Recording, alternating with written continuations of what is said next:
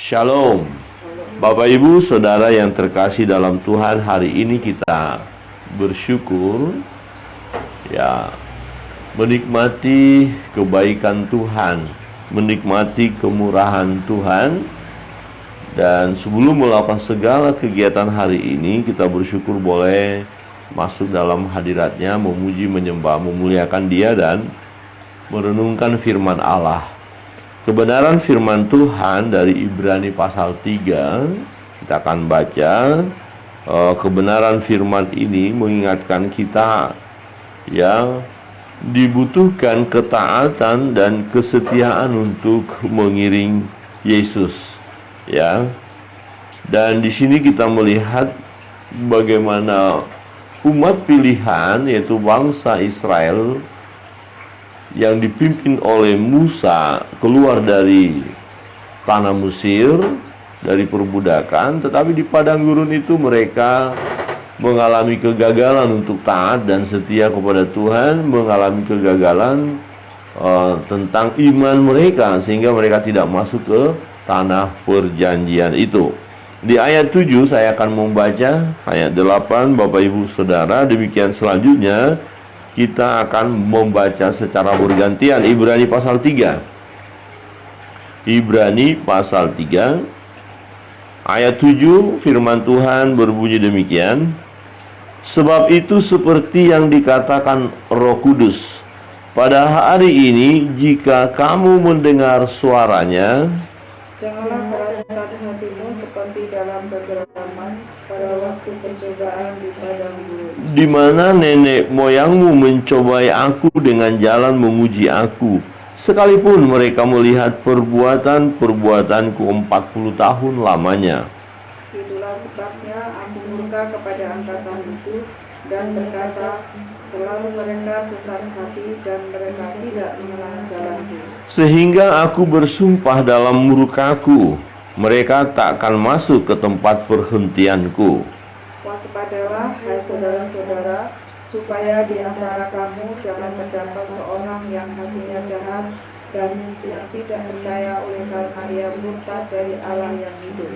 Tetapi nasihatilah seorang akan yang lain setiap hari, selama masih dapat dikatakan hari ini, supaya jangan ada di antara kamu yang menjadi tegar hatinya karena tipu daya dosa. Karena kita telah beroleh bagian di dalam Kristus, asal saja kita teguh berpegang sampai kepada akhirnya, pada keyakinan iman kita yang semula. Tetapi apabila pernah dikatakan, pada hari ini jika kamu mendengar suaranya, janganlah keraskan hatimu seperti dalam kegeraman.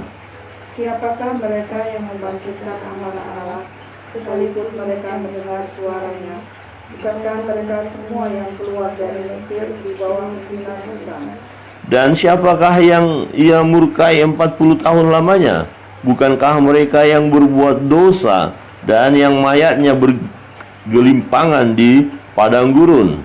Dan siapakah yang telah ia sumpahi bahwa mereka akan masuk ke tempat perhentiannya? Bukankah mereka yang tidak taat? Bersama-sama. Demikianlah kita lihat bahwa mereka tidak dapat masuk oleh karena ketidakpercayaan mereka. Saudara yang terkasih dalam Tuhan, perjalanan yang sangat melelahkan yang telah dilakukan oleh bangsa Israel. Awalnya kita lihat betul mereka bergembira karena mengalami mujizat demi mujizat daripada Tuhan. Bagaimana penyertaan Tuhan dengan tangan Tuhan yang teracung, ya, membawa mereka keluar dari perbudakan itu. Tetapi ironisnya adalah mereka begitu mudah kehilangan kepercayaannya kepada Allah. Mereka begitu mudah meninggalkan Tuhan dan melihat ya situasi yang mereka hadapi, melihat musuh-musuh yang ada, melihat perjalanan itu, akhirnya mereka tidak percaya. Ya, nah oleh karena ketidakpercayaan mereka, oleh karena ketidakpercayaan angkatan itu, maka mereka tidak masuk dalam ya tanah perjanjian itu, tempat perhentian yang telah Allah janjikan. Nah, dikatakan di ayat 18, dan siapakah yang telah ia sumpahi bahwa mereka tak akan masuk ke tempat perhentiannya? Bukankah mereka yang tidak taat? Demikian kita lihat bahwa mereka tidak dapat masuk oleh karena ketidakpercayaan mereka. Jadi umat pilihan ini sudah melakukan perjalanan bahkan selama 40 tahun lamanya di padang gurun, dan mereka harus binasa di sana karena ketidakpercayaan mereka kepada Allah. Nah, kita lihat waktu Musa mengutus para pengintai. Ada 12 pengintai diutus. Ya, hanya 2 yang melaporkan laporan yang benar, diikuti dengan iman yang benar.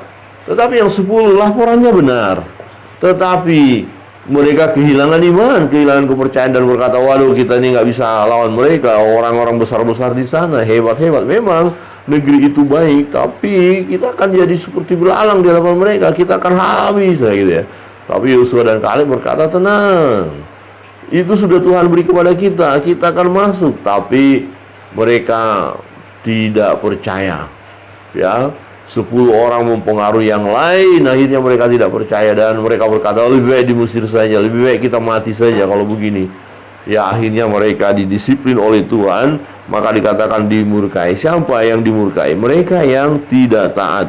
Nah, ini merupakan gambaran, ya, gambaran bagaimana kita sebagai anak-anak Tuhan yang berkata, aku percaya kepada Tuhan, aku percaya kepada Yesus. Tetapi bagaimana perjalanan hidup kita? Adakah kita sungguh-sungguh percaya kepada Dia, yang kita buktikan dari kehidupan kita, dari perbuatan kita? Jadi kalau kita hanya berkata, saya anak Tuhan, saya umat Tuhan, saya orang pilihan, tapi dalam perjalanan hidup, ya, sesungguhnya kita mempraktekkan, ya, kehidupan yang tidak percaya kepada Tuhan, ya. Jadi secara iman kita berkata, aku percaya, iman, ya, berbicara secara rohani. Tapi secara praktek, ya, nah, kita tidak lakukan. Sebenarnya kita nggak percaya. Ada istilah ateis praktis. Jadi sebenarnya kenyataan dalam praktek hidup kita nggak percaya sama Tuhan. Kita mengandalkan diri kita. Kita seperti bangsa ini juga bersungut-sungut ketika ada tantangan, ada masalah, kemudian berkata nggak mungkin kita bisa masuk ke tempat itu. Ya, kira-kira dalam perjalanan hidup kita berkata, nggak mungkin Tuhan akan memberkati kita, nggak mungkin saya akan berhasil, nggak mungkin saya pasti masuk surga, nggak mungkin itu. Ya, nggak mungkin. Yang mulai ragu-ragu, mulai bahkan bisa mencari, ya, alternatif, ya, pengganti Tuhan. Wah, ini mengerikan, ya. Jadi dibutuhkan ketaatan. Nah, dikatakan ayat 14, karena kita telah beroleh bagian di dalam Kristus, asal saja kita teguh berpegang sampai kepada akhirnya pada keyakinan iman kita yang semula. Jadi ada ujian iman, ya. Iman itu perlu dibuktikan. Dari mana? Dari perbuatan kita, dari sikap hidup kita. Ya, kalau kita menyerah dalam hidup ini, kalau kita putus asa dalam hidup ini, ya, kalau kita kecewa dalam hidup ini, bahkan pada akhirnya kita bunuh diri, ya, gitu, ya. Karena kalau udah putus pengharapan, ya, orang ujung-ujungnya bunuh diri. Nah, apakah bisa dikatakan kita sebagai orang percaya? Apa kita bisa dikatakan sebagai orang beriman? Ya, nah, sesuatu yang sangat mengerikan saya pikir, ya. Kalau ada orang udah bergumul, stres berat, persoalannya luar biasa, kemudian dia siapkan alat untuk membunuh diri, kemudian dia berdoa, Tuhan, kuserahkan hidupku kepadamu, kemudian minum racun. Itu nggak benar, itu kacau, itu namanya. Kalau sudah berdoa, pasti Tuhan berikan jalan keluar yang terbaik, bukan dengan cara bunuh diri, ya. Jadi berpegang teguh, tetap kokoh menghadapi segala tantangan, pergumulan, ya, bahkan kita rela meninggalkan segala sesuatu demi mengikut Kristus, ya. Sekali kita berkata, aku percaya kepada Tuhan, aku mau mengikut Yesus, aku iring Yesus, ya, sampai garis akhir. Nah, ini dikatakan bahwa berpegang sampai kepada akhirnya pada keyakinan iman kita yang semula.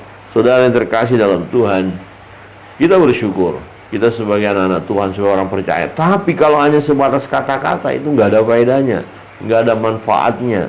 Sebab ketika ada ujian iman, apakah benar kita tetap berpegang teguh kepada firman itu? Apakah kita tetap berpegang teguh kepada keyakinan kita? Jangan-jangan kita mulai goncang. Ya, mulai goncang. Waduh gimana ya? Waduh gimana ya? Nah, itulah yang terjadi dalam kehidupan bangsa Israel setelah mereka ada di padang gurun. Sedikit lagi langkah terakhir itu untuk masuk ke tanah perjanjian itu. Sedikit lagi. Ternyata mereka gagal. Kenapa? Firman Tuhan berkata, karena ketidakpercayaan mereka. Ya, ketidakpercayaan mereka. Nah, rupanya ada ujian terus dalam hidup kita juga begitu ya. Hari ini kita begitu merasa iman kita hebat. Oh, nanti dulu, jangan sombong, jangan merasa, "Woi, iman saya mantap, pasti begini." Nanti dulu. Nah, bagaimana ketika diperhadapkan dengan ujian? Ya, adakah kita tahan uji? Adakah kita siap? Saudara yang terkasih dalam Tuhan, kita melihat kebenaran firman Tuhan ini mengingatkan kita untuk tetap setia. Nah, kita berdosa, kita melakukan kesalahan, itu solusinya apa? Dikatakan apa? Ketika kita mendengar suara Tuhan, ketika kita mendengar suara Roh Kudus, ya, berkata, jangan keraskan hatimu, jangan keraskan hatimu. Nah, jadi kita mau berserah kepada Tuhan, bersandar kepada Tuhan, jangan mengeraskan hati ya. Dikatakan di ayat 8, jangan keraskan hatimu seperti dalam kegeraman pada waktu pencobaan di padang gurun, di mana nenek moyangmu mencobai aku dengan jalan menguji aku.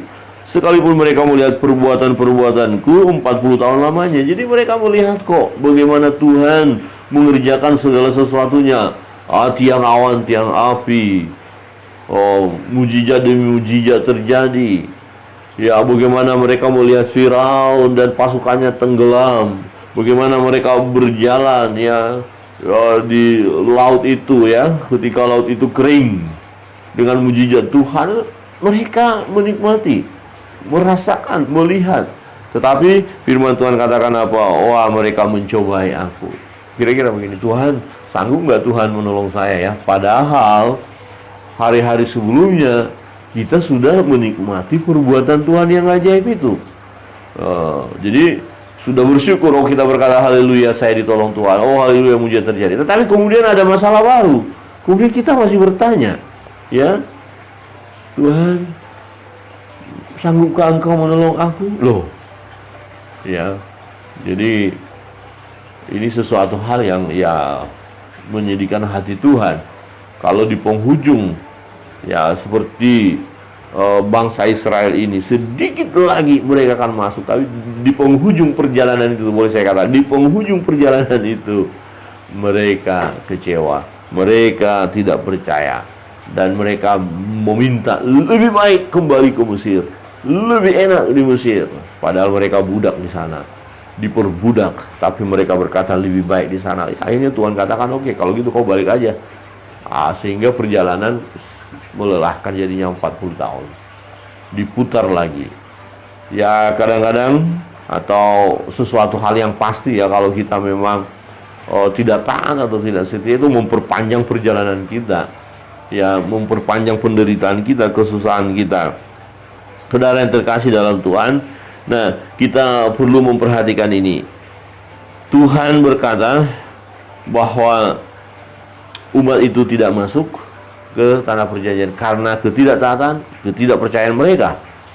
Ya, walaupun mereka melihat perbuatan Tuhan yang ajaib, mereka sudah merasakan, mengecap bagaimana kasih dan kuasa Tuhan, sesuatu yang luar biasa telah Allah berbuat dalam hidup mereka, tapi toh akhirnya mereka nggak percaya.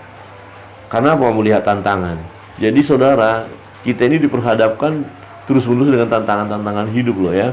Persoalan-persoalan, pergumulan-pergumulan. Nah, itu kan masalahnya ketika 12 pengintai, laporan 10 orang itu sangat mengerikan sekali, membuat hancur semuanya. Ya, hanya 2 orang yang memberi laporan yang benar dengan penuh iman bahwa tanah itu milik bangsa Israel, dan akhirnya hanya 2 orang itu, satu angkatan mereka, generasi mereka generasi Musa dan generasi Yosua, ya, hanya Yosua dan Kaleb yang masuk ke tanah perjanjian. Yang lain karena ketidakpercayaan mereka tidak masuk. Mereka binasa di sana. Nah, menjadi peringatan bagi kita, ya, sebagai orang yang menyebut diri sebagai orang percaya. Di ayat 12 dikatakan, waspadalah. Ya, ini peringatan, waspadalah, hai saudara-saudara, supaya di antara kamu jangan terdapat seorang yang hatinya jahat dan yang tidak percaya oleh karena ia murtad dari Allah yang hidup. Tetapi nasihatilah seorang akan yang lain setiap hari, selama masih dapat dikatakan hari ini, supaya jangan ada di antara kamu yang menjadi tegar hatinya karena tipu daya dosa. Jadi orang berdosa, kita menyebut diri kita sebagai orang Kristen, orang percaya, tapi apakah kita sudah luput dari perbuatan dosa? Belum. Jadi kita kadang-kadang jatuh juga dalam dosa. Tetapi ya, jangan biarkan diri kita terus di dalam dosa itu maksudnya. Jadi kalau kita lihat orang lain melakukan dosa, selagi dapat dikatakan hari ini, ya tegur dia, nasihati supaya dia ya berubah, supaya dia tidak dikuasai dosa. Nah, tetapi kalau dibiarkan, maka dikatakan menjadi tegar hatinya karena tipu daya dosa. Jadi dosa yang menumpuk yang dia lakukan membuat dia pada akhirnya ya tidak datang lagi kepada Tuhan, menjadi penyembah berhala. Nah, bagaimana mungkin dia bisa masuk surga? Pasti jawabannya tidak, kan? Maka perlu dinasehati. Nah, ini adalah satu peringatan kepada kita, jangan membiarkan diri kita terus larut dalam perbuatan-perbuatan dosa oleh karena kedagingan kita yang lemah. Tapi selesaikan segera mungkin. Ya, Tuhan mengasihi kita, Tuhan memberkati kita. Ya, jadi kalau kita berkata bahwa kita sebagai orang percaya, tetaplah setia kepada Dia. Apapun beban pergumulan persoalan yang kita hadapi, tetap percaya kepada Tuhan, tetap setia, jangan murtad, jangan tinggalkan Tuhan, ya, jangan beralih kepada keyakinan yang lain, kepada kepercayaan yang lain, oleh karena ada berbagai masalah. Hanya mungkin orang kasih kita makan, minum, oh ini harta berkah, ya, tapi tinggalkan Yesus. Oh jangan, kita berkata, ambil itu hartamu, ambil itu hadiah-hadiahmu. Kalau kamu menuntut saya harus kehilangan iman saya, oh saya nggak mau. Saya tetap percaya kepada Yesus. Saya mau mengiring Yesus sampai garis akhir. Amin. Kiranya kebenaran firman Tuhan menolong kita, Bapak Ibu Saudara terkasih dalam Tuhan. Terus kita setia mengiring Yesus, setia melayani Dia, dan percayalah Dia sumber berkat, sumber kasih karunia itu. Dialah yang memberikan yang terbaik bagi kita. Jadi jangan pernah tinggalkan jalan Tuhan. Kita akan masuk dalam doa-doa kita. Kita serahkan segala beban pergumulan kita kepada Tuhan. Dia Allah yang sanggup menolong kita.